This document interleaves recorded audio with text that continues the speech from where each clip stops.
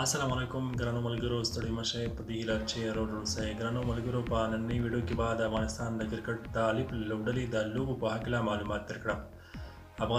افغان کرکټ الف لوبډله اوس مهال په عمان کې د اسیا کپ په لوبو کې بوخته ده افغان کرکټ الف لوبډلې په خپل ګروپ کې له سریلانکا بنگلاديش او هانګ لوبډلې سره لوبېږي تر دا مهال افغانستان په دغه لوبو کې دوه لوبې ګټلې په لومړنۍ لوبه کې یې سریلانکا او دوهمه لوبه کې هم بنگلاديش له ماتې سره مخ کړل افغان کرکټ لوبډلې په لومړنۍ لوبه کې سریلانکا ته ماته ورکړه په دغه لوبه کې د بیټینګ په برخه کې صدیق الله تل او ورسره زبید اکبري تر نور افغان بیټسمنانو ښه ولوبېدل د بالینګ په برخه کې بلال سمي په وروستۍ اوور کې وشوی کولی چې د 11 رنزونو څخه دفاع وکړي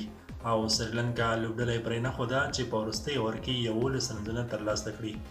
بلال سمي وشوی کولی چې په وروستۍ اوور کې د سریلانکا د لوبډلې وروستی بیټسمین بولډ آوټ کړي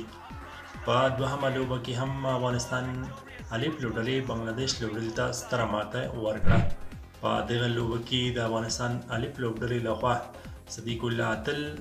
په زړه پورې لوبه ترسره کړه او په یوازې ځان یې وشوی کولی چې د بنګلاديش الف لوبډلې ته ماته ورکړي افغان الف لوبډلې دغه لوبه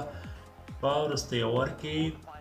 په لومړني بال د صدیق الله تل په یوه سترې شپږیزې سره وګټله په دغه لوبه کې هم صدیق الله تل د لوبې غوره لوبغاړی ونومول شو د افغانستان دریمه لوبه په روانو لوبو کې له هانګ هیواد سره ده دغه افغانستان به خپله دریمه لوبه انشاءالله سبا له هانګ هیواد سره ترسره کړي ګرانو ملګرو دا وه نننۍ ویډیو په دې هیله چې ویډیو مو خوښه شوې وي تر بیا د الله په امان تاسو ټولو ته ښه وخت